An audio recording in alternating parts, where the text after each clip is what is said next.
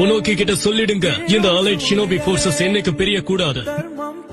எனக்கு அலைய யாராலையும் இங்க அழிக்கவே முடியாது. ஒரடியா இந்த சாபத்துல இருந்து எனக்கு விடுதலை கிடைச்சிடுச்சுன்னு நினைக்கிறேன்.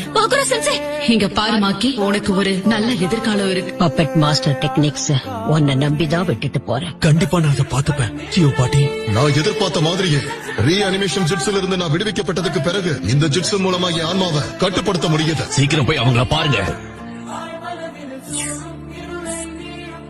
யூகிட்டோ, யாகுரா, ஹான், ஊட்டக்கட்டா, ஃபூ, தாடி வச்ச பெரியவரே, எதை பத்தியும் நீங்க கவலைப்படாதீங்க.